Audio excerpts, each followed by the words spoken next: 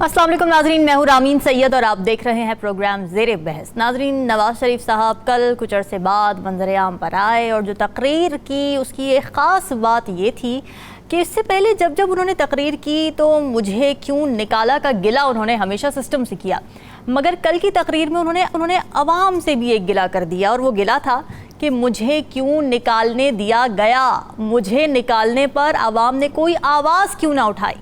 नवाज शरीफ साहब ने शिकवा किया कि कौम से भी मुझे गिला है कि एक मुंतखब वज़ीर आज़म को हटाया गया और कौम चुप बैठी रही। इसके अलावा उन्होंने अपनी तमाम हुकूमतों के गिराए जाने पर शिकवे फिर से दोहरा दिए कि किस तरह साजिशें करके उनकी हुकूमत के तख्ते उल्टे जाते रहे, मगर उन्होंने इस बात का जिक्र नहीं किया कि कैसे 90 की दहाई में वो खुद पीपल्स पार्टी हुकूमत का तख्ता उलटने के बाद बेनिफिशरी बने, कैसे नून लीग आज उसी सिस्टम की बेनिफिशरी बनी हुई है जिस सिस्टम पर वो साजिश करने का इल्ज़ाम लगाते हैं, और ना ही उन्होंने दूसरी जमातों के साथ होने वाली विक्टिमाइजेशन को एक्नॉलेज किया। तो क्या ऐसे में उनका ना सिर्फ आवाम बल्कि क्या इस सिस्टम से गिला है? इसी पर बात करेंगे। प्रोग्राम के पहले हिस्से में हमें ज्वाइन कर रहे हैं सीनियर तज़कियाकार नजम साकिब साहब, राव खालिद साहब और साकिब बशीर हमारे साथ मौजूद हैं। आप सभी का बहुत शुक्रिया। नजम साकिब साहब, ये गिले शिकवे शिकायत जुल्म और ज़्यादती चले अपनी जगह, इस वक्त अगर हम देखें तो रुकने कौमी असम्बली हैं नवाज शरीफ साहब, भाई उनके हैं वज़ीर आज़म, बेटी उनकी हैं वज़ीर आला पंजाब, समधी उनके हैं नायब वज़ीर आज़म और वज़ीर ख़ारिजा, तो फिर अभी भी इतने दुखी क्यों हैं नवाज शरीफ साहब? देखिए, ये सारा कुछ तो है, लेकिन वो जिन वाक़यात का जिक्र कर रहे हैं वो तो हो चुके ना। अब उनको किस तरह से वापस लाएं? You can not change the past. ये अब बड़ी अजीब सी बात है। हम माजी को बदलना चाहते हैं और लेकिन ये माजी के मज़ार उनको बर्दाश्त करने पड़ेंगे। देखिए, आपने जिक्र किया कि उन्होंने अवाम से गिला किया ना पहली मर्तबा, क्योंकि जहाँ तक इस फिक्रे का ताल्लुक है मुझे क्यों निकाला, तो ये तो यूँ समझिए कि पाकिस्तान के सियासी और मुआशरती जो पेश मंज़र है उसमें एक इस्तारा बन गया हुआ है, और अब तो कई जगह पे ये इस्तेमाल भी हुआ। और आप किसी शख्स से पूछें कि ये फिक्रा किसने कहा तो फौरी तौर पे नवाज शरीफ का नाम आएगा, बयानिया। अब ये है कि गिला आदमी किससे करता है, इससे पहले कि मैं इसका जवाब दूं और उसके बाद ये सारी सूरत हाल जो मेरे नज़दीक है वो सामने आए, एक शेर सुनाऊंगा परवीन शाकिर की गज़ल का जो कि नवाज शरीफ साहब की तरफ से है, और उसी गज़ल का एक दूसरा शेर जो कि अवाम की तरफ से है। अच्छा, बताइए। चलने का हौसला नहीं, रुकना मुहाल कर दिया। वाह। चलने का हौसला नहीं, रुकना मुहाल कर दिया। इश्क के इस सफर ने तो मुझको निढाल कर दिया।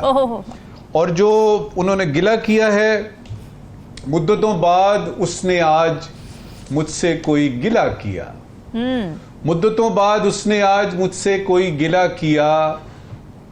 मनसबे दिलबरी पे क्या मुझको बहाल कर दिया।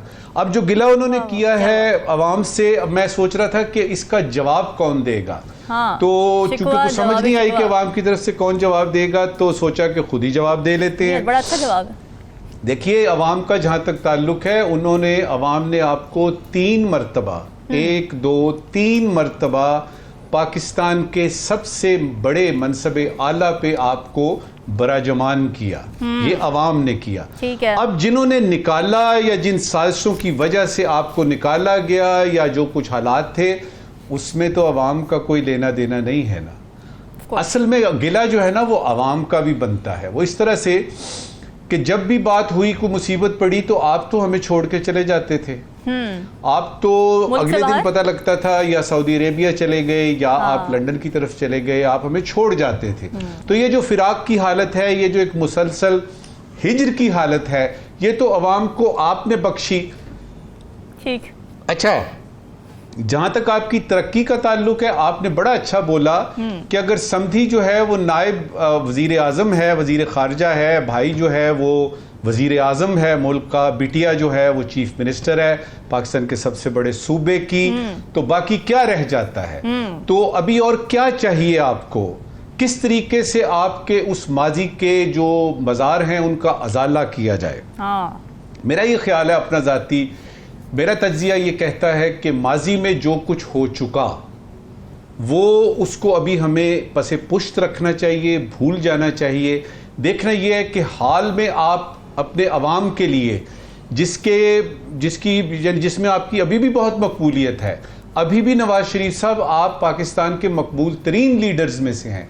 अब यह है कि ये जो गिवन सर्कमस्टांसेस हैं, जो इस वक्त के हालात है मुआशी ख़ास तौर पे, और उसमें जो बेरोज़गारी और वो जो महंगाई है और वो जो सारे सेहत के और एजुकेशन के हमें मसाइल पड़े हुए हैं और अवाम बहुत बुरी हालत में है, इस हालत में जबकि आपके भाई प्राइम मिनिस्टर हैं, आपकी बिटिया चीफ मिनिस्टर हैं, आपके समधी नायब वजीर आजम और वजीर खारजा हैं, और इसके अलावा भी और भी बहुत सारे लोग हैं जो कि आपके यानी मुस्लिम लीग नून के हैं या कुछ दूर के रिश्तेदारों में से हैं।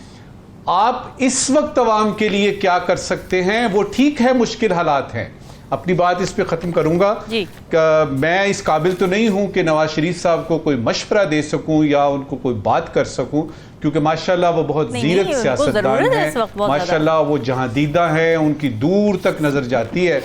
मैं सिर्फ हजरत अली करमुल्लाह वजह के एक कौल पे अपनी बात खत्म करता हूं जी। मौला अली ने फरमाया कि हालात के पलटों में ही मर्दों के जौहर खुलते हैं, हालात के पलटों में ही मर्दों के जौहर खुलते हैं। ठीक है मुश्किल हालात हैं, लेकिन इन मुश्किल हालात में आप अपनी जो आपका जो मोहब्बत है, जो कि अवाम है, उनके लिए क्या करते हैं, असल इम्तिहान जो है वो ये है। ठीक है राव खालिद साहब, अवाम ने नवाज शरीफ साहब के लिए क्या किया, क्या नहीं किया? क्या इससे बड़ा सवाल ये नहीं है कि नवाज शरीफ साहब ने अवाम के लिए क्या किया, जैसे कि नजमो साकिब साहब ने निशानदेही की? जी जी बिल्कुल। एक तो अभी तक इतना अर्सा सियासत करने के बाद एक बुनियादी जो नुक्ता है वो उनकी समझ में नहीं आया। अच्छा क्या? मियाँ साहब का जब सूरज सियासत का सवा नेज़े पे था, उस वक्त वो मुखालफिन को कुचलने पे लगे रहे। जरदारी साहब हों, भले बेनजीर साहिबा हों, बड़े दूसरे हों, इवन जुनेजो साहब को भी उन्होंने नहीं बख्शा जो उनके लीडर थे। तो वो उस वक्त उन्होंने नहीं सोचा। मसला ये है कि जो लीडर होता है ना, वो तारीख का इदराक रखता है और तारीख में जिंदा रहने की धुन होती है उसमें। तो जिन लीडरों में ये चीज़ें होती हैं वो कायदे आज़म होते हैं, वो जुल्फ़िकार अली भुट्टो होते हैं, वो नेल्सन मंडेला होते हैं, दुनिया के आप उठा के देख लें। या किसी हद तक अब जो जिस तरह लोग जिस तरह से कह लें कि फॉलोइंग करते हैं इमरान खान की, उसको आप उस पर कंसीडर कर सकते हैं। उसमें बुनियादी फ़र्क क्या है मियाँ साहब में और बाकी लीडरों में?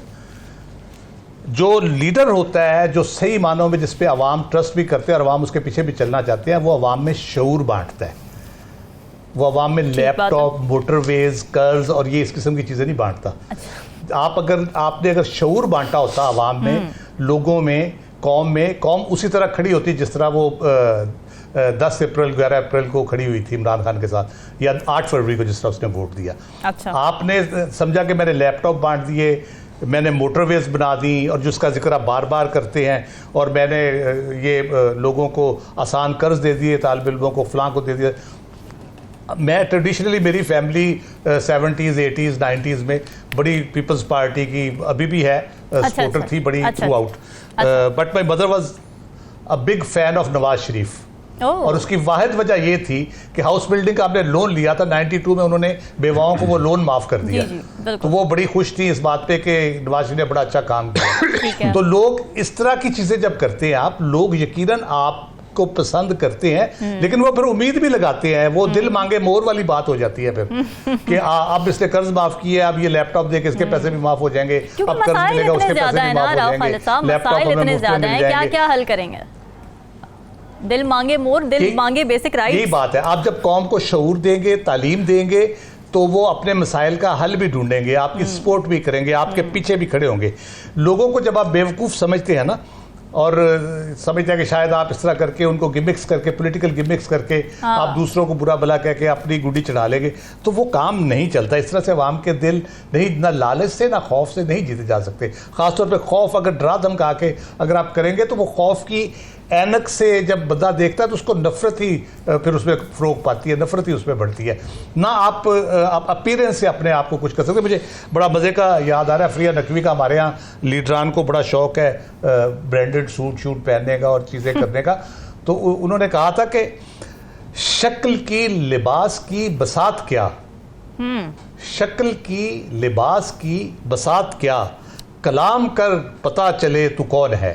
तो आप जब बात करते हैं ना, जो एतजाज हसन ने जब कहा था 2014 में पार्लियामेंट में कि जो इमरान खान बाहर बैठ के बात कर रहे हैं, लोगों के दिलों में तीर हो रही है, सिंसियरिटी लीडरशिप में थी नहीं थी, जो बात करते थे वो लोगों को अपील करती थी, अपील करती है। जी। ये बुनियादी बात है। अगर मियाँ साहब ने ये चीज़ सोची होती, तारीख का इदराक होता, तारीख से कुछ सीखा होता, अभी सीख लिया होता, तो वो ये बातें ना कर रहे होते जो अभी भी कर रहे हैं। तकरीर करते हैं, चले जाते हैं, ना वो कोई इंटरव्यू देते हैं। मुझे मजा इसलिए आया ना वो आवाम से कोई इंटरेक्शन करते हैं। मुझे मजा इसलिए आया जी कि हाँ, मुझे उनकी तकरीर सुन के बहुत मजा आया।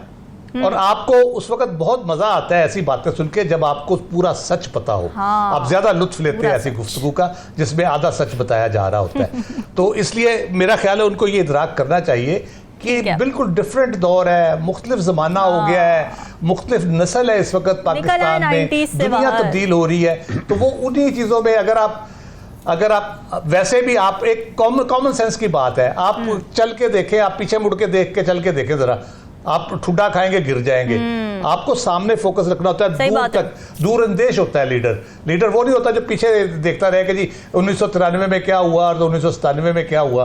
तो मेरा ख्याल है मियाँ साहब को उनको जो मशवरे दे रहे हैं, बल्कि उनको मशवरों की जरूरत नहीं, वो खुद माशाल्लाह से अब है, लेकिन सूरज उनका सियासत का सूरज भी ढल रहा है, शायद वो ज्यादा फ्रस्ट्रेट हो रहे हैं। जी अच्छा, फ्रस्ट्रेट हो रहे हैं। साकिब, आपको क्या तासुर मिला उनकी कल की तकरीर से? स्पेशली अगर लेटिंग गो का एक फिनोमेना होता है ना कि आप बस जाने दें, आगे बढ़ें, is he ever going to let go? क्या वो आगे बढ़ना चाहते हैं? ग्रांड डायलॉग की बात की जा रही है, राना सनाउल्लाह साहब को ये टास्क भी दिया गया है, मगर क्या नवाज शरीफ खुद is he up to the task?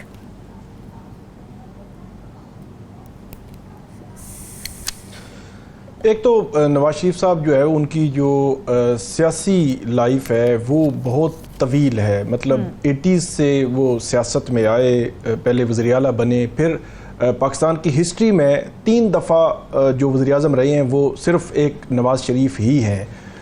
और वो उनकी तवील जो पॉलिटिकल हिस्ट्री है उसमें बुनियादी पॉइंट ये भी है कि जो हमें देखने वाला है, और कहीं ना कहीं उनके गिले शिकवे बजा भी आप कह सकते हैं कि 99 में जब उनको हटाया जाता है उसके बाद वो बैरून मुल्क भी चले गए, इस दौरान वो आउट हो गए सियासत से, बज़ाहिर दरमियान में नाअहल भी रहे। फिर 2013 में दोबारा से वो जो है वो वज़ीर आज़म बने। 2013 के बाद 2017 में दोबारा उनको नाअहल कर दिया गया। फिर 2022 में वो वापस आए हैं। तो वो अप्स एंड डाउन उनकी जो पॉलिटिकल लाइफ है उसमें आते रहे हैं, और उनको नाअहल भी किया जाता रहा। जेल की सलाखों के पीछे 2 दफ़ा वो गए हैं, बड़े तवील अरसा रहे हैं। तो अल्टीमेटली उन्होंने डिलीवर भी किया है। ये मेरा ख्याल है उनको मतलब ये कहना कि नहीं किया, उन्होंने डिलीवर भी किसी हद तक किया है। लेकिन अब की बार, अब जी आखिरी बार जो ये मामला हुआ है 2022 में, मेरा ख्याल है कि अब की बार वो कहीं अंडर एस्टिमेट कर गए हैं चीज़ों को। अब चीज़ें तब्दील हो चुकी थी, सिनेरियो तब्दील हो चुका था, अवाम की जो अप्रोच थी वो तब्दील हो चुकी थी। उन्होंने जब वापस आए तो एक ऐसा सिनेरियो है कि नवाज शरीफ साहब जो है वो पहले जब गए, बाहर गए, तो इस किस्म की जो आप कहते हैं डिजिटलाइज नहीं थी पूरी हमारी सोसाइटी। तो अब की बात जो है पूरी डिजिटलाइज हो चुकी है पूरी। एक अब देखें कि नवाज शरीफ साहब लंदन से जो है वो पाकिस्तान की अदालतों में इश्तिहारी हैं। अब इश्तिहारी ठीक है या नहीं ये अलग बहस है, वो इश्तिहारी हैं। लंदन में उनको जो हमारे वहाँ पे हाई कमिश्नर हैं वो उनको प्रोटोकॉल देते हैं। तो ये डिजिटलाइज, मैंने आपको कहा कि A to Z हर बंदे को पता है, गांव में बैठे बंदे को पता चल रहा है यार ये क्या चीज़ है, ये मतलब एक बंदे के साथ ऐसा सलूक हो रहा है। फिर वो वापस आते हैं, एयरपोर्ट पर उनकी थंब इम्प्रेशन होते हैं, वो वहाँ से लाहौर चले जाते हैं। फिर जब अदालत में आते हैं तो 2 दिनों में ही सारे केसेस जो है वो ख़त्म हो जाते हैं। अगरचे केसेस उनके खिलाफ दुरुस्त नहीं थे, लेकिन केसेस खत्म हो जाते हैं। फिर वो वापस जाते हैं। फिर 8 फरवरी से पहले एक राय आमा जो है वो बन चुकी होती है, नहीं वो कहते हैं कि आसानी गल हो गई। तो वो एक राय आमद जो थी, इस चीज़ ने भी मेरा ख्याल है डैमेज किया उनको। और जो अंडर एस्टिमेट कर रहे थे पब्लिक की ओपिनियन, अप्रोच जो तब्दील हो चुकी थी, तो उसने भी बहुत ज़्यादा नुकसान दिया उनको, सियासी तौर पर नुकसान दिया। मेरा ये ख्याल है कि उनको यकीनी तौर पर वो जो पुराने गिले शिकवे वो भी बजा हैं, लेकिन आगे चलने के लिए अब उनको कोई ऐसा जो रास्ता इस्तेमाल करना पड़ेगा जहां उनका जो बयानिया है वो पब्लिक उस वक्त ज्यादा रहती, रेलेवेंस उस वक्त ज्यादा रहती अगर वो सिस्टम का पार्ट ना बनते। अब उनके भाई सिस्टम का पार्ट है, उनकी बेटी सिस्टम का पार्ट है, समधी साहब सिस्टम का पार्ट है, तो सिस्टम के बेनिफिशियरी बनते हुए सिस्टम से शिकवे करना, ये समझ नहीं आती ना बात। जी बिल्कुल नहीं, आप वो मैं 2022 से पहले के जो गिले शिकवे की बात कर रहा हूँ। 2022 में जब आते हैं तो अप्रैल 2022 में पीटीआई गवर्नमेंट जाती है, पीडीएम की हुकूमत आती है, तो अभी मौलाना फजलुर रहमान ने 8 फरवरी के बाद जो प्रेस कॉन्फ्रेंसेस की हैं वो भी बताती हैं कि वो मतलब एक तो अदम एतमाद उन्होंने लाई, लेकिन उसके पीछे एक सपोर्ट भी थी सिस्टम की। ऐसा नहीं है कि वो वैसे ही आ गई, एक आईनी तरीके से ही आए हैं, लेकिन एक सिस्टम की सपोर्ट भी थी। अब 2000 जब ये इन्होंने इलेक्शन 8 फरवरी इलेक्शन के लिए कैंपेन शुरू की, उस कैंपेन में उस 1.5 साल का जिक्र ही नहीं करते थे, हालांकि गवर्नमेंट उन्होंने नहीं की। फिर आगे चलें, उनका बयानिया क्या था, पब्लिक को कैसे अपनी तरफ अट्रैक्ट करना था, क्या चीज़ बेचनी थी, कुछ नहीं। फिर 8 फरवरी इलेक्शन के बाद बहुत सारे सवालात, फॉर्म 45, 47, इनका अपना हल्का, मरियम और दीगर जो इनके मेन जो लीडरशिप है उनके हलकों पे जो सवालात, ये सारी चीज़ें इसने डैमेज किया है। मुस्लिम लीग नून की जो सियासत है उसको डैमेज किया है। अब वो उसको कवर करने के लिए मेरा ख्याल में सोच रहे हैं, और कंफ्यूजन भी है कि इसको कवर कैसे करना है और आगे कैसे लेकर चलना है। इसीलिए अब वो सदारत भी संभाल रहे हैं, और शायद वो जो है वो आगे चलकर पार्टी की जो डायरेक्शन है वो उसको तब्दील कर सके। आगे चलना, आगे बढ़ना बहुत ज़रूरी है। नाज़रीन, डिस्कशन का सिलसिला मुफ्त ब्रेक का स्टे विद अस।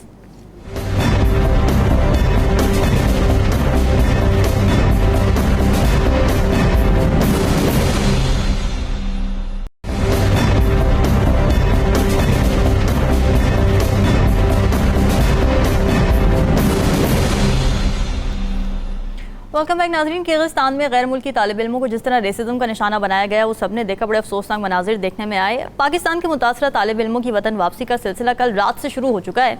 अब वापस आने वाले तालिब इल्मों ने वहाँ पर होने वाले पुरतशद्दुद वाक़यात की तफसीलात बताई, और ये भी बताया कि उनकी वापसी को पाकिस्तान की हुकूमत की जानिब से उस तरह फैसिलिटेट नहीं किया गया जिस तरह उनकी जिम्मेदारी बनती थी। अच्छा, ये मसला तो एक तरफ है, लेकिन ये सूरत हाल देखते हुए एक सवाल जहन में आता है, वो ये कि पाकिस्तानी तालिब इल्मों को बैरून मुल्क जाकर तालीम हासिल करने की ज़रूरत क्यों पेश आती है। फिर यहाँ पर ब्रेन ड्रेन का फिनोमेना भी काबिल ज़िक्र है। पिछले साल की अगर बात की जाए तो मुल्क छोड़ने वालों की तादाद 5,52,000 थी, और रिपोर्ट ये बताती है कि मुल्क छोड़ने वालों में ज़्यादातर तादाद IT और मेडिकल सेक्टर से ताल्लुक़ रखती है। पढ़े लिखे नौजवान ये कहते हैं कि मुल्क में नौकरियां नहीं हैं, और ऑर्गेनाइजेशंस ये कहती हैं कि मुल्क में टैलेंट नहीं है, स्किल्ड नौजवानों की कमी है। तो यहाँ पर एजुकेशन सिस्टम पर भी सवाल उठता है कि क्यों यूनिवर्सिटीज़ में स्किल बेस्ड लर्निंग का रुझान अब भी नज़र नहीं आता। राव खालिद साहब, क्या लगता है आपको, एक तो एजुकेशन सिस्टम ब्रेन ड्रेन का फिनोमेना किर्गिस्तान में जिस तरह की सिचुएशन देखी गई, तो सवालात ये उठना शुरू हो गए कि भाई मेडिकल के स्टूडेंट्स वहाँ जाके क्यों पढ़ रहे हैं, और वो मुल्क कोई इतना फर्स्ट वर्ल्ड कंट्री में भी नहीं आता जहाँ पे एजुकेशन की बहुत अच्छी फैसिलिटीज़ हों। अच्छा, तो ये दो चीज़ें हैं, ज़रा मुख्तलिफ हैं। एक तो ब्रेन ड्रेन की बात हम करते हैं जब, तो ब्रेन ड्रेन का मतलब ये है कि वो लोग जो क्वालिफाइड हैं, जो स्किलफुल हैं, वो अगर मुल्क से बाहर जाते हैं तो उसको हम ब्रेन ड्रेन कहेंगे। हसूल तालीम के लिए नहीं, बल्कि वो जॉब्स के लिए जा रहे होते हैं बुनियादी तौर पे। तो वो ज़ाहिर डिपेंडेंट है हमारे यहाँ अपॉर्चुनिटीज़ कैसी हैं, सैलरीज कैसी हैं, बाहर किस किस्म की उनको अपॉर्चुनिटीज़ मिलती हैं या सैलरीज मिलती हैं। अब उसमें एक और चीज़ का इजाफा हो गया है जो अवे फ्रॉम होम जो एक हो गया है कि ऑनलाइन जो सर्विसेज है उसमें आपको ट्रैवल भी नहीं करना पड़ता, लेकिन आप बाहर की कंपनियों के लिए काम कर रहे होते हैं, आप घर पे बैठ के कर रहे होते हैं, वर्क फ्रॉम होम हो रहा होता है आपका। तो इस किस्म की सूरत हाल भी हो गई। ये तो जॉब से रिलेटेड है। जहाँ तक तालीम की बात है उसमें भी दो चीज़ें हैं। एक तो आप आला तालीम के असूल के लिए जाते हैं, जो क्वालिफिकेशन आपने इंटरनेशनल क्वालिफिकेशन के लिए जाते हैं। पहले भी हमने तालीम पे एक दफ़ा किया था प्रोग्राम, तो उसमें हमने जिक्र किया था कि हमने 1947 में तालीम को यूनिवर्सलाइज अपनी को करने का कहा था, ताकि ऐसी एजुकेशन सिलेबस ये चीज़ें हों और मैयार ऐसा हो कि आपको इंटरनेशनल क्वालिफिकेशन के लिए ट्रैवल भी ना करना पड़े, और आप अगर बाहर जाते भी हैं तो आप वहाँ पे क्वालिफाइड के तौर पे जाए, ना कि वहाँ जाके आपको क्वालिफिकेशन करनी पड़े। जैसे हमारे मुख्तलिफ शोबों में जो प्रोफेशनल लोग जाते हैं, उनको वहाँ अगर लॉयर है तो उसको वहाँ जाके अपने टेस्ट वगैरह दे के क्वालिफाई करना पड़ता है उस सिस्टम के मुताबिक। डॉक्टर्स को इस तरह से टेस्ट वगैरह देने पड़ते हैं, साल साल दोबारा पढ़ना पड़ता है। तो वो उस तरह से हमने नहीं किया। फिर ये है कि हमारे यहाँ जिन प्रोफेशंस में कोई अच्छी जॉब अपॉर्चुनिटीज़ है या अच्छी उसमें तनख्वाह या कमाई अच्छी बेहतर हो सकती है, उसमें मेडिकल का शुबा बड़ा इंपॉर्टेंट है और आईटी का भी है ऑब्वियसली। तो पाकिस्तान के अंदर अभी परसों कौमी असम्बली के अंदर भी इशू आया जिसपे जरताज गुल साहिबा ने क्वेश्चन उठाया उसमें कि मेडिकल के जो सीटें हैं पाकिस्तान में टोटल ओवरऑल 4000 है और ये पता नहीं 20 साल से तकरीबन वही सीटें हैं और आबादी कहाँ की कहाँ पहुँच गई, आपकी ज़रूरियात कहाँ की कहाँ पहुँच गई, आपके सेटअप जो प्राइवेट हॉस्पिटल्स हैं, सरकारी हॉस्पिटल्स हैं, रिक्वायरमेंट पर डॉक्टर कितने मरीजों पे डॉक्टर होना चाहिए, वो एक रिक्वायरमेंट आपकी होती है। आपने उसको रिव्यू नहीं किया, रिवाइज नहीं किया, नए MBBS के जो नए इंस्टीट्यूट होने चाहिए, नए हॉस्पिटल्स होने चाहिए, उसके साथ आपने उसको लिंक नहीं किया। तो वो उसकी वजह से एक ये बुनियादी वजह है कि दूसरी है कि यहाँ जो प्राइवेट एजुकेशन होगी MBBS की वो बहुत महंगी हो गई है, यानी 16-18 लाख 20 लाख तक एक सेमेस्टर आपको कम से कम पड़ता है। उसमें आप अगर बोर्डिंग लॉजिंग भी करनी पड़े बच्चे को तो वो 25 लाख तक तकरीबन 6 महीने आपके 25 लाख में, और वहाँ पे तकरीबन 50 लाख में पूरा कोर्स हो जाता है MBBS का आपका ये किर्गिस्तान में। तो वो एक फ़र्क है। फिर दूसरी वहाँ पे एक ल्यूक्रेटिव कह लें कि ये है कि यहाँ पे आपको टेस्ट देना पड़ता है, सारा क्वालिफिकेशंस हैं, उसके बाद जाके आप क्वालिफाई करते हैं, मेरिट लिस्ट बनती है। वहाँ पे ये आपको टेस्ट नहीं देना पड़ता, आप जाते हैं, जाके आपकी बेसिक क्वालिफिकेशन होनी चाहिए, आपको वहाँ पे वो मिल जाती है। तो ऑब्वियसली वो सारा उस पर हो जाता है। लेकिन एक चीज़ इसमें बड़ी जो है ना वो बड़ी तकलीफ दे रही 2-3 दिन से, जो अपोजिशन है या हुकूमती ज़ुमा है वो पॉलिटिकल पॉइंट स्कोरिंग पे लगे हुए हैं। आप आज भी प्रेस कॉन्फ्रेंस देखें तारड़ साहब की या ऑनलाइन जो है जो PTI से मंसूब की जा रही हैं चीज़ें, जिस तरह वो ऑनलाइन उसको फैला रहे हैं कि कोई रेप के किस्से फैला रहे हैं, कोई कत्ल के किस्से फैला रहे हैं, कोई इस किस्म की चीज़ें जो की जा रही हैं, तो कुछ उन वालिदैन का एहसास करें जो यहाँ पे जिनके बच्चे पढ़ने गए हैं, उनके जिगर गोशे वहाँ पे तालीम हासिल कर रहे हैं, तो उनके लिए कितनी ये तकलीफ दे बात होगी जब इस किस्म की बातें आप करेंगे और जबकि सच भी ना हो। और फिर उसके जवाब में हुकूमत बजाय इसके कोई इक़दामात करे, कोई मामलात को बेहतर बनाने की कोशिश करे, जिस हद तक हो सकता है। ज़ाहिर है किर्गिस्तान की गवर्नमेंट ने करना है, बुनियादी फंक्शन तो उनका है कि उन्होंने किस तरह से करना है। हमारी हुकूमत जिस तरह से कर सकती है उस तरह करे, बजाय इसके कि वो बैठ के दूसरी सियासी जमातों को ताने देते रहे बैठ के। तो मेरा ख्याल है फोकस इस पर करना चाहिए, रिलीफ और उनका जो भी वहाँ पे मसाइल हैं जल्दी से जल्दी हल किए जाएं। इतने स्टूडेंट्स हैं, उनके इतना पैसा खर्च हो चुका है, अब वापस सबको नहीं ला सकते, ना वो आएंगे। इतने पैसे खर्च करने के बाद कौन से वालिदैन चाहेंगे या स्टूडेंट चाहेगा कि कोई फाइनल ईयर में होगा, कोई थर्ड ईयर में होगा, तो इतनी मेहनत के बाद वो क्यों वापस आएँ? तो उनको वहाँ रहना चाहिए। तो आइंदा के लिए भी जो इक़दाम कर रहे हैं उसके लिए भी मेरा ख्याल है गवर्नमेंट को अभी से उसके लिए स्टेप्स लेने चाहिए। ठीक है नजमुल साकिब साहब, आपको क्या लगता है कि हुसूल इल्म के लिए बैरून मुल्क ही क्यों जाना प्रेफर किया जाता है पाकिस्तान में? पहले तो सबसे ये देखना है कि ये जो इस वक्त किर्गिस्तान में सूरत हाल है उसमें हमें डिग्री चाहिए कि हमें जान बचानी है। जो सूरत हाल वहाँ पे नज़र आ रही है वो ये है कि सबसे पहले तो जान बचाई जाए। तो मेरे ख्याल में हुकूमत ठीक कर रही है। अब ये है कि वो जान होगी तो जहान होगा, जिंदा होंगे बच्चे तो यानी डिग्रियाँ वगैरह, और फिर जब हालात ठीक हो जाते हैं तो आदमी फिर वापस जाके वहीं से ही शुरू कर सकता है सिलसिला जहाँ से टूटा था। देखिए दुरुस्त मालूमात जब नहीं होती ना तो हमारे यहाँ एक अजीबोगरीब सा फिनोमेना है कि ये वो कर रहा है, ये कर रहा है, मैं भी करता हूँ। मिसाल दूंगा यहाँ पे कि 2005 अक्टूबर में ज़लज़ला आता है पाकिस्तान में, और क्यूबा एक छोटा सा मुल्क है गरीब सा, वो एक बड़ा सा कंटिंजेंट भेजता है यहाँ पे, और उसके बाद फिदेल कास्ट्रो उस वक्त प्रेसिडेंट थे, वो ये कहते हैं जी कि 1000 बच्चे पाकिस्तान से मैं स्कॉलरशिप देता हूँ जी। अब HEC ने बग़ैर सोचे समझे एक पूरे फुल पेज का वो दे देते हैं कि जी क्यूबा की लीडिंग यूनिवर्सिटीज़ में मेडिकल डॉक्टर बने। आप अंदाज़ा लगाइए कि बड़े बड़े जो हमारे हैं ना मेडिकल कॉलेज, निश्तर हो गया, डाओ हो गया, किंग एडवर्ड हो गया, वहाँ पे सेकंड ईयर थर्ड ईयर के स्टूडेंट ने छोड़ दिया कि ये जाते हैं वहाँ पे। उस वक्त हमारी एम्बेसी वहाँ नहीं थी। अब ये 1000 बच्चा वहां जाता है और वहां जाके उनको पता लगता है कि हमें तो कंपाउंडर बनाएंगे ये। वो इसलिए कि फिदेल कास्ट्रो ने ये कहा कि जलजला अगली दफा आए तो आप इस काबिल खुद हों कि आप मरम पट्टी तो कर सकें। एक लंबा किस्सा है, किसी दिन जिंदगी रही तो बताएंगे, क्योंकि उसके बाद फिर पाकिस्तान का एक सफीर जाता है वहां पे, पहली दफा एम्बेसी खुलती है और वो 6 साल जो है वो उनके लगवाता है और फिर मेडिकल एसोसिएशन जिधर किया उससे वो डिग्री उनकी प्रूव भी करवाता है और वो खुशकिस्मत बच्चे थे, उनमें से कोई 900 प्लस जो हैं वो बाकायदा मेडिकल डॉक्टर बनते हैं। अब मुझे ये बताइए, लीडिंग यूनिवर्सिटीज क्यूबा में तो यूनिवर्सिटी एक है और उन्होंने बुलाया आपको कि आप आके कंपाउंडर बनाते ना मरम पट्टी कर सके। बॉटम लाइन क्या निकली इसमें से कि कुछ तो होते हैं मोहब्बत में जुनून के आसार और कुछ लोग भी दीवाना बना देते हैं। आपको किसने कहा कि वहां पे मेडिकल डॉक्टर बन रहे हैं और फिर वहां की लीडिंग यूनिवर्सिटीज। अब ये है कि ये मैं बता रहा था आपको इस ज़मन में कि दुरुस्त मालूमात नहीं होती। दूसरी वजह होती है, आपके सवाल के जवाब बताऊंगा, शॉर्टकट्स ढूंढे जाते हैं कि किस तरीके से जल्दी से जो है ना वो यानी और जहाँ तक आपके मेडिकल कॉलेजेस का ताल्लुक है उसमें तो जाहिर है कि आपके पास उतने नहीं है, बहुत सारे बच्चे हैं। अब वो अगर टॉप करते, अगर उनके 95% नंबर आते तो वो इधर ही कहीं उनको मेडिकल में दाखिला मिलता। तो जो 3rd डिवीजन 2nd डिवीजनर है वो बेचारे कहते हैं चलो जी इस तरह बनते हैं। करना क्या है? अच्छा।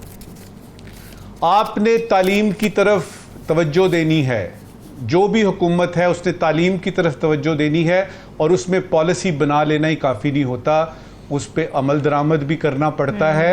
और अपने ही बच्चों का ख्याल ना करें, पाकिस्तान के तमाम जो बच्चे हैं, अगर आप कहते हैं कि वो आपके बच्चे हैं, वजीर आजम ने कहा मेरे बेटे मेरी बेटियां, अब अगर कहा है तो करके दिखाएं ना, उनको इधर बुलाएं वापस और इधर के मेडिकल कॉलेज में यानी उनको आप पढ़ाई करके उनको वो डिग्रियां दिलवाएं, साबित करें कि वो आपके बेटे हैं, साबित करें कि वो बेटियां आपकी हैं। बिल्कुल ठीक बात है।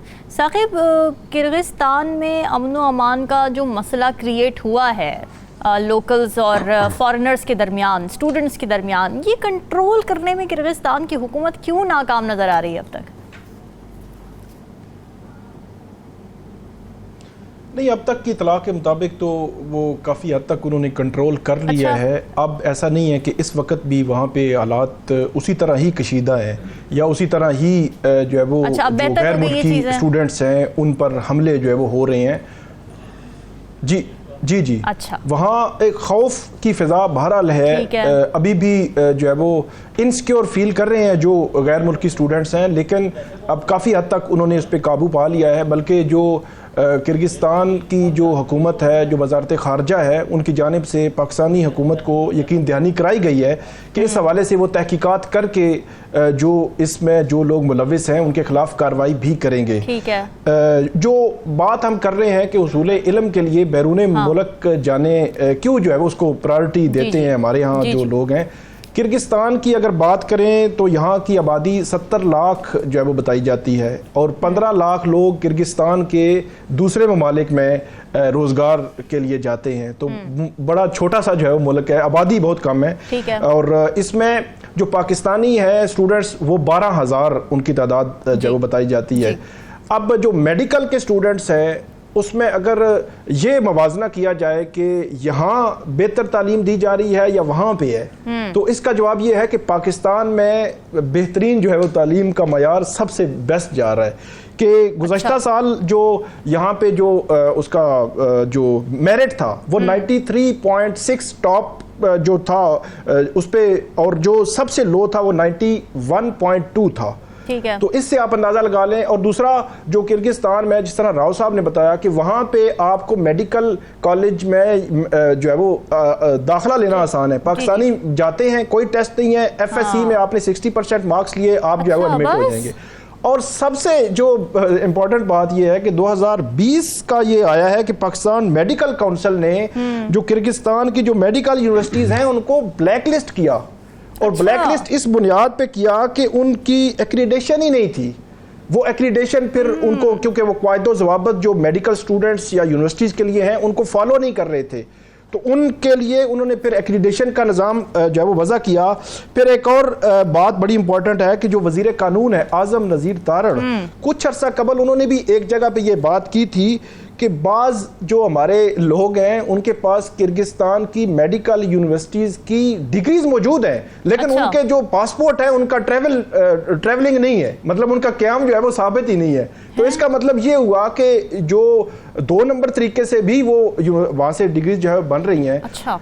अब किर्गिस्तान क्यों जा रहे हैं पाकिस्तानी वहाँ की बनस्बत? अगर एक तो ये है कि आपका मेरिट पे अगर नहीं नाम आता सरकारी यूनिवर्सिटी में, तो यहाँ की जो प्राइवेट यूनिवर्सिटीज़ हैं बहुत महंगी हैं।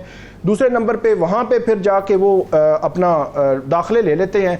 फिर जो PMDC है इसके हवाले से उसने एक पूरा वज़ा किया हुआ है कि वो वापस अगर आते हैं तो उनको एक ख़ास टेस्ट जो है वो पास करना पड़ता है। फिर भी करना उसके बाद इसके अलावा अगर किर्गिस्तान के अलावा अगर बात की जाए मुख्तलिफ ममालिक में जाने की, तो उसकी एक और वजह है। वहाँ अगर यूरोप की हम बात करें कि वहाँ पाकिस्तानी क्यों जाते हैं, तो ये एक स्टडी है कि यूरोप के बहुत सारी यूनिवर्सिटीज़ में एक सहूलत ये है कि आप एक तो यूनिवर्सिटी अटेंड कर सकते हैं, प्लस आप जुज़ वक्ती एक मुलाजमत भी कर सकते हैं, काम कर सकते हैं, वर्क कर सकते हैं। तो आप वो कमाई का, इनकम का भी जरिया कि आप इस लेवल पे अगर PhD कर रहे हैं या उस लेवल पे अगर आपको डिग्री कर रहे हैं तो साथ आप कोई इनकम भी जनरेट कर सकते हैं वहाँ पे। ये फिर जो यूरोप की बहुत सारी यूनिवर्सिटीज़ में ऐसा भी है, उनका मयार तालीम एज कम्पेयर टू पाकिस्तान बहुत अच्छा है, बहुत मतलब इससे आगे है। उसकी एक मिसाल मैं आपको देता हूँ। रिसेंटली एक अमेरिका की एक लीडिंग यूनिवर्सिटी है, उनसे एक स्टूडेंट जो है वो यहाँ इस्लामाबाद आए हुए थे, उन्होंने मुझसे रब्ता किया। उन्होंने कहा कि पाकिस्तान में जो कोर्स का जो सिस्टम है इस पे मैं जो है रिसर्च कर रहा हूँ, PhD जो भी उन्होंने कहा कि मैंने डिसाइड नहीं किया कि मेरा जो मुकाला है वो इसी पे होगा, लेकिन मैं इनिशियली उन्होंने कहा है कि आप जाएं 2 साल आप रिसर्च करें, पूरे मुल्क में घूमें, अदालतें अटेंड करें, उनसे मुतल्लिका लोगों से मिलें, उनसे इंटरव्यूज़ करें। फिर उन्होंने कहा कि मैं अमेरिका जाऊँगा, वहाँ बैठूँगा, 3 साल मुझे उन्होंने देने हैं कि 3 साल में मैंने अपना टॉपिक डिसाइड करके फिर उस पर लिखना है। तो इतना इन डेप्थ जो प्रोसेस है, हमारे यहाँ तो ये नहीं होता। हमारे यहाँ रिसेंटली अभी पिछले दिनों जो है वो इस हवाले से एक रिपोर्ट आई थी आलमी सतह पे, तो यहाँ तो बहुत इस किस्म की जो पब्लिश हुए हैं बहुत सारे जो पेपर जो पब्लिश हुए, तो उस पे बड़े सवालात आए थे कि वो भी सारी कॉपी पेस्ट चीजें, और इसमें तो जो मयार तालीम है ये भी बड़ी वजह है। और किर्गिस्तान या इस किस्म के जो ममालिक में जो हमारे जाते हैं लोग, वहाँ का मेरिट एक तो कम होता है, वहाँ इजीली वो कर सकते हैं मेडिकल, जो यहाँ पे अवेलेबिलिटी नहीं। तो ये मल्टीपल जो है वो रीजंस हैं जिसकी वजह से ढूंढने गए मगर मुश्किल में फंस गए मुल्क हमारे। ठीक है नाज़रीन, डिस्कशन का सारी हैं, वक्त ब्रेक का, स्टे विद अस।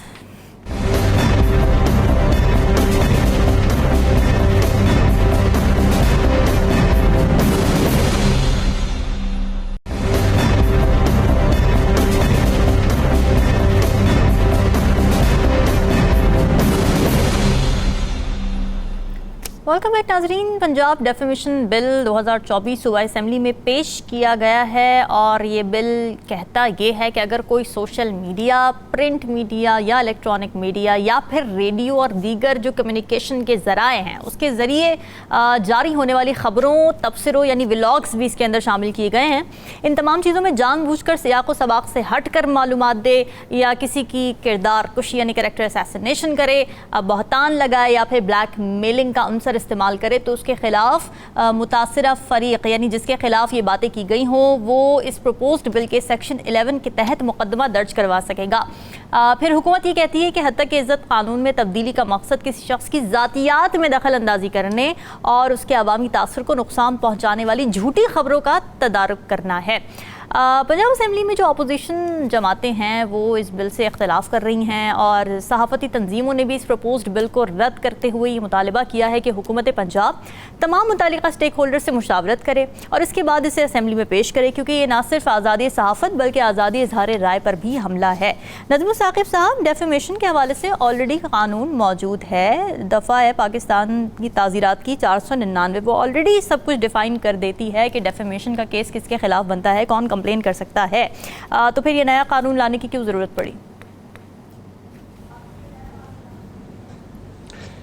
देखिए 2002 में जब ये डेफेमेशन ऑर्डिनेंस आया था तो उसने जो डेफेमेशन की एक पुरानी तारीफ थी, पुरानी डेफिनेशन थी कि जिसमें ये है कि सिर्फ लिखा हुआ होगा, यानी अगर कोई आदमी सिर्फ बात करता है तो वो डेफेमेशन के ज़ुमरे में नहीं आता।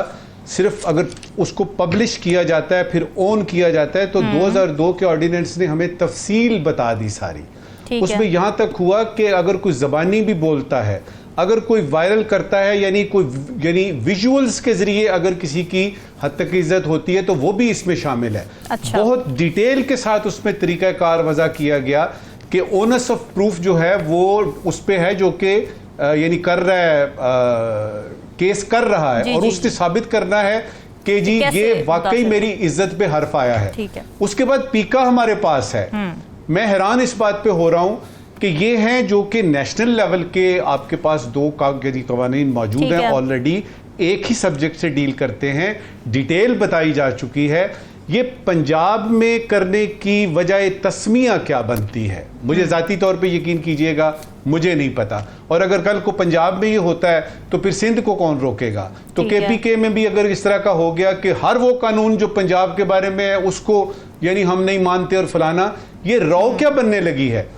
बेसिक चीज़ ये है कि ये डेफेमेशन की जो चीज़ है ना, ये बहुत मुश्किल चीज़ है। इसको साबित करना कि वाकई हद तक इज्जत हुई है, एक आदमी वाकई उसकी रेपुटेशन हर्ट हुई है, इंजर हुई है, या उसकी इज्जत पे हर्फ आया है, इसको साबित करना बड़ा मुश्किल है। यही वजह है कि डेफेमेशन के केसेस में हम देखते हैं वो रखी भी उन्होंने पता नहीं 50 लाख रुपए दे दें और 2 साल की कैद वगैरह, बहुत कम आपको सुनने में आएगा कि किसी को ये सजा हुई है, इसलिए कि ये है ही इतना मुश्किल। अब एक तो मुश्किल चीज़, ऊपर से 2 कवानीन पहले से मौजूद, बड़ी तफसीलन ये पंजाब वाले करने की समझ नहीं आ रही। इसके अंदर पीछे कुंडी क्या है, इसके पीछे राज क्या है, वो सिर्रे निहा क्या है, ये हमें नहीं पता। हमें क्या पता है कि ये ख़ास तौर पे किसी ना किसी एंगल से, कुछ ज़ाती एंगल, कुछ सियासी एंगल डाल के, लेकिन जो जवाब मिला है वकीलों की तरफ से, जो जवाब मिला है सहाफ़ियों की तरफ से, उसमें मजबूरन पंजाब हुकूमत को ये कहना पड़ा है कि हम आपको कॉन्फिडेंस पे लेंगे तो करेंगे। सवाल कानून बनाने का नहीं है रामीन जी, कवानीन सारे बने हुए हैं। असल मसला है कि आपने उन पे अमल दरामद कैसे कराना है।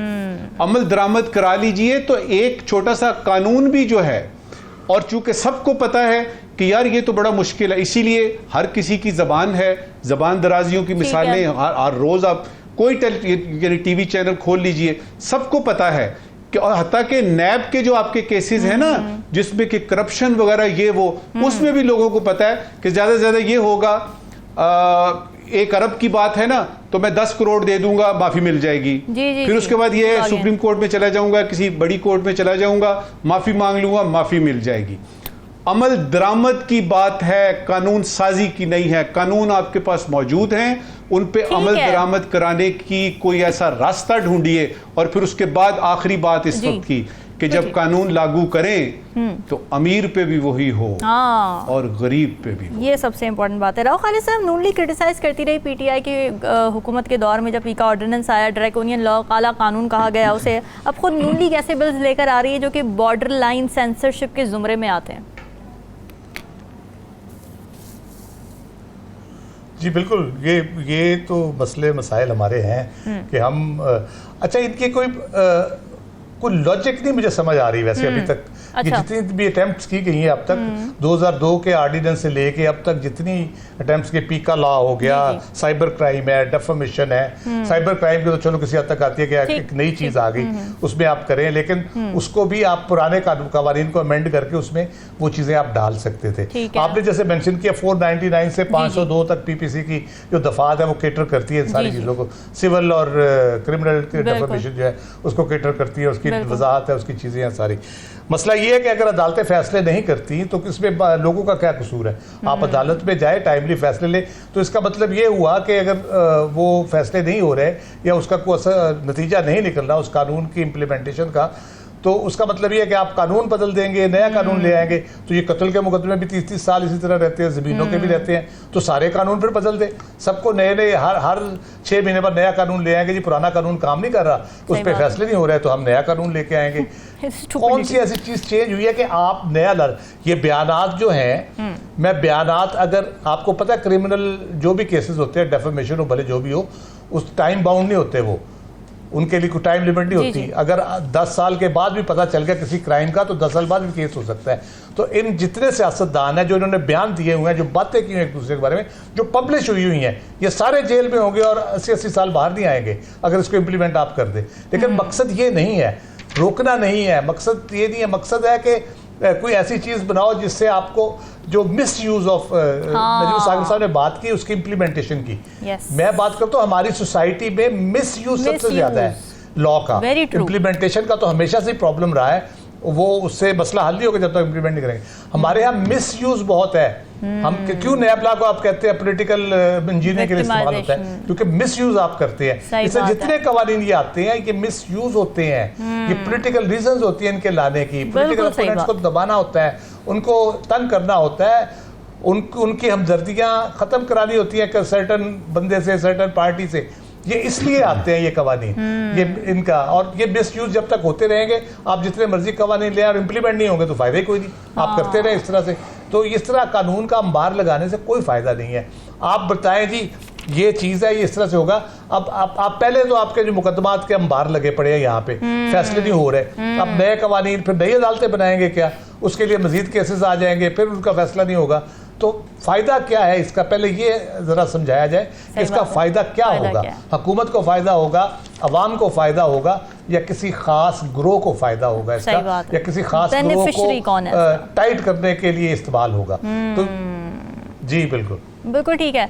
साकिब, आपको ये पर्सन स्पेसिफिक या पार्टी स्पेसिफिक बिल लग रहा है, और क्या आपकी राय में ये डेफेमेशन बिल आज़ादी इज़हार राय पर हमला है?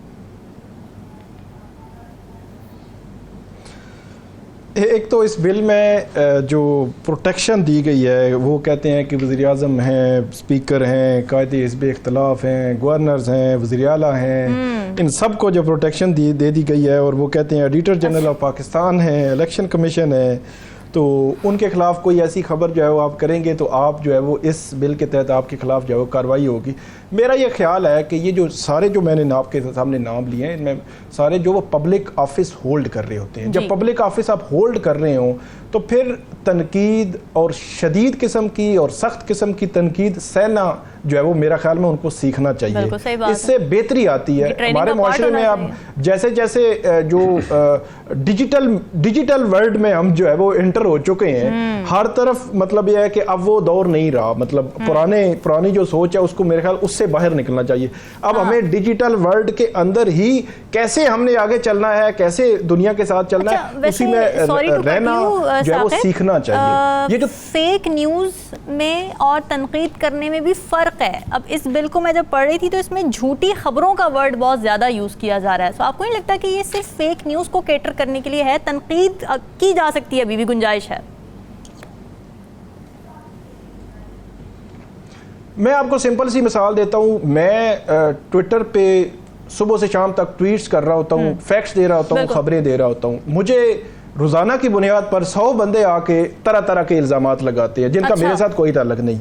तो क्या मैं सबको जो है वो अदालतों में लेकर जाऊंगा? मेरे कहने का मकसद ये है कि ठीक है, ये जो फेक न्यूज़ है वो तो बिल्कुल उसको जस्टिफाई तो किया ही नहीं जा सकता।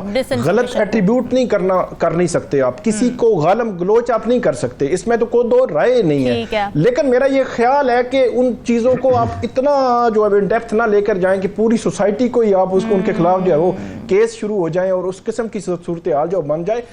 कभी कभी कोई ऐसे केसेस आ जाते हैं जिनमें डेफिनेटली उनके खिलाफ कानूनी कार्रवाई होनी भी चाहिए, जिसका इम्पैक्ट बहुत ज़्यादा है कि एक बहुत जब बड़े पैमाने पे एक खबर फेक खबर थी और बड़े पैमाने पे वायरल भी हो गई, उसको जो है वो जवाबदेह होना चाहिए जिसने वो जो खबर दी है। लेकिन इस तरह नाम ले कि उनको प्रोटेक्शन इस किस्म की एक मतलब एक मुकद्दस गाय बनाना मेरा नहीं ख्याल कि ये कोई दुरुस्त है। एक मैं सिर्फ आखिरी बात कर दूं यहाँ पे, ये हद के इज्जत लाज बहरहाल इन पे अदालतों को सोचना चाहिए कि इनको जल्द अज जल्द इन पे फैसले आने चाहिए। सिर्फ एक मैं आखिरी मिसाल, 2014 में साबिक चीफ जस्टिस इफ्तिखार मोहम्मद चौधरी साहब, उन्होंने इमरान खान साहब के खिलाफ एक हद के इज्जत का दावा किया।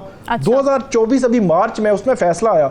अदालत ने यह लिखा कि जिस दिन ये उन्होंने तौहीन अमेज स्टेटमेंट दी थी, उसके 6 महीने के अंदर अंदर आपने ये हत्के इज्जत का दावा आप कर सकते थे, तो वो आपने नहीं किया, उसके बाद किया है। तो इस टेक्निकल ग्राउंड पर 10 साल के बाद उनका हत्के इज्जत का दावा जो है वो अदालत ने खारिज कर दिया। तो ये भी बड़ी मतलब बाज़ औक़ात ये चीज़ें भी होती हैं।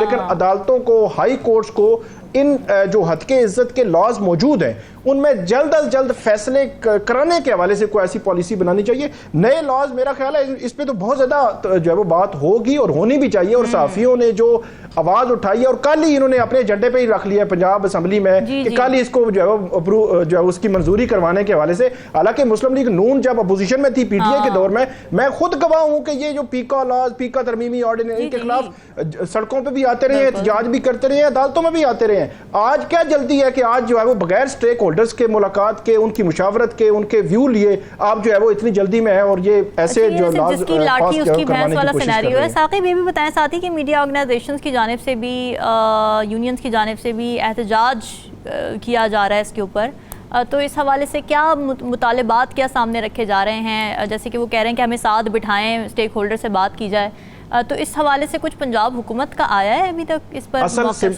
सिंपल सा मुतालबा उनका ये है, पहला मुतालबा उनका ये है। एक तो वज़ीर इत्तलात ने कहा है कल मिलेंगे। अच्छा, कल ही पंजाब असम्बली के उस पे रखा गया है कि कल जो है वो पेश होना है और कल ही उन्होंने कहा मिलेंगे। मतलब जल्दी आप देखें कि आप नेक्स्ट वीक रख लें, मतलब थोड़ा सा टाइम दे दें। जो मुतालबा है सहाफ़ती तंजीमों का, उनका ये है कि हम हैं स्टेक होल्डर, आप हमें बैठे हमारे साथ मुशावरत करें और फिर हमारी भी तजावीज़ लें। मतलब उन्होंने कहा है कि हम खिलाफ नहीं है किसी के, लेकिन ये कि हमारी तजावीज़ लें। जो ड्राफ्ट आप लाए हैं इस पर बहुत सारे सवालात हैं, तो वो बैठेंगे, बैठने के बाद फिर वो बताएंगे कि आप जो है वो ये चीज़ें, जब राव साहब ने जो बात की, इस किस्म के लॉज हमेशा से मिसयूज होते हैं, यूज कम होते हैं, मिसयूज ज़्यादा होते हैं। तो इसलिए जो मिसयूज वाला फैक्टर है उसको सहाफ़ती तंजीमें देख रही हैं कि कल जो है वो इसको इतने बड़े पैमाने पे मिसयूज होना शुरू हो जाए और लोग जो है वो बोल रहे हैं, लिख रहे हैं, उनको बोलने की भी पाबंदियां लग जाएं। तो इसलिए बेहतर है कि इस किस्म की कानून साजी से पहले पंजाब हुकूमत को, और खास तौर पर मुस्लिम लीग नून जो है खुद,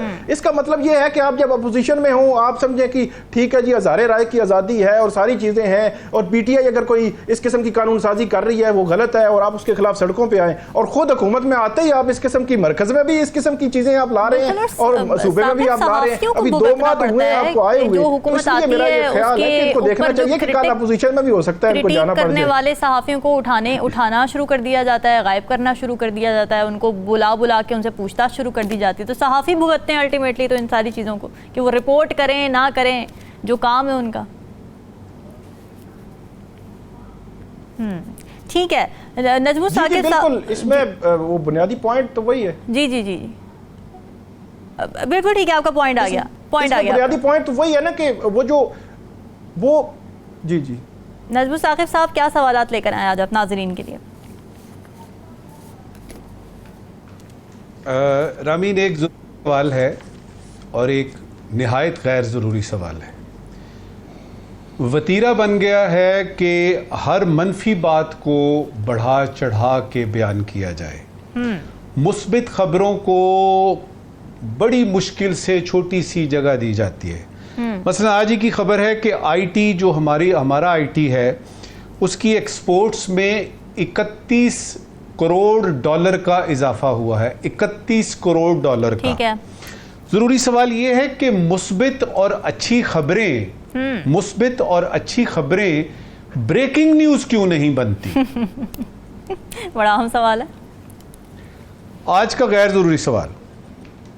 एक मरतबा फिर हमें एहसास हुआ कि करोड़ों डॉलर लगाकर हम अपने बच्चों को किर्गिस्तान जैसे मुल्क में भेजकर डॉक्टर बनाते हैं।